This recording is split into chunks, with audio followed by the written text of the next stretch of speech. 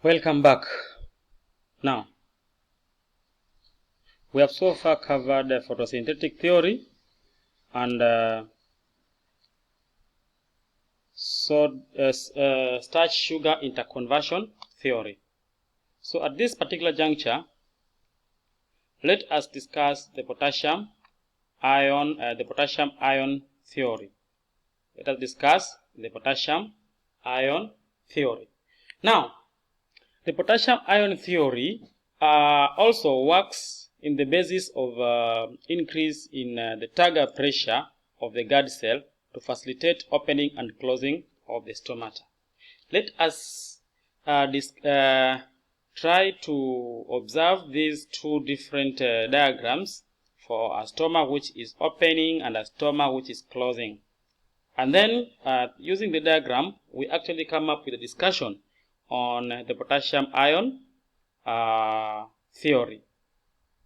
Okay, are you able to see the red dots in the guard cells? The red dots will serve as our potassium ions for today. Good. Now, what happens during the day?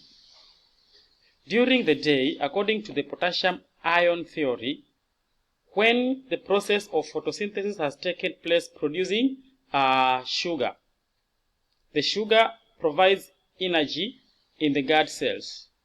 This energy facilitates movement of potassium ions from the neighboring epidermal cells. They move by the process of active transport into the guard cells. So as the concentration of potassium ions increase in the guard cells, the osmotic pressure of the guard cells increase. Hence, water from the neighboring epidermal cells move into the guard cells. Okay? So as more water gets into the guard cells actually become turgid and bulge due to the fact that the outer cell walls are thinner than the inner. As the bulging continues, the outer cell walls extend more, hence pulling the inner thicker walls with them, therefore opening the stomata. Is it clear? So I've said that during the day, photosynthesis occurs producing energy. Photosynthesis occurs in the guard cells because they contain some chloroplast. Okay? Now, the glucose which has been produced will actually produce energy. This energy, in form of adenosine triphosphate or ATP, will facilitate movement of potassium ions from the neighboring guard cells into the guard cells, from the neighboring epidermal cells into the guard cells by active transport. As the concentration of potassium ions in the guard cells increase, the osmotic pressure of the guard cells also increase because the solute concentration will be high. Therefore, as the osmotic pressure increases, the guard cells will draw water from the neighboring epidermal cells. Hence, they become turgid. So as they become turgid, the stoma open. Okay? Now, what happens for the stoma to close according to potassium ion theory? So when there is no light, photosynthesis ceases to take place. Okay? Because the glucose is converted to starch, because there is no more glucose which is being formed, there will be less ATP. The potassium pumps, the mechanism that pump potassium into the guard cells ceases or stops temporarily. Hence, potassium ions move to the neighboring epidermal cells by diffusion, not active transport, now by diffusion. So as they move by diffusion, okay, the concentration of the neighboring epidermal cells increases. If the concentration of the potassium ions or solutes in the neighboring cells increase, they become hypertonic to the epidermal cells. Hence, the epidermal cells lose water to the neighboring epidermal cells by osmosis again. Therefore, the epidermal cells become more flaccid. They lose turgidity and they become flaccid, hence making the stoma to close.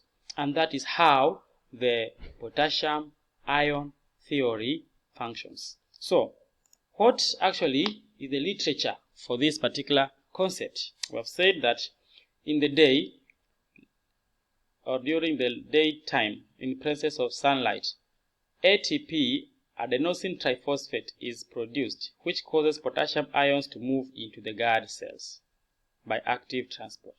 This ion causes increase in solute concentration in the guard cells. That has been shown to cause movement of water into the guard cells by osmosis. Okay?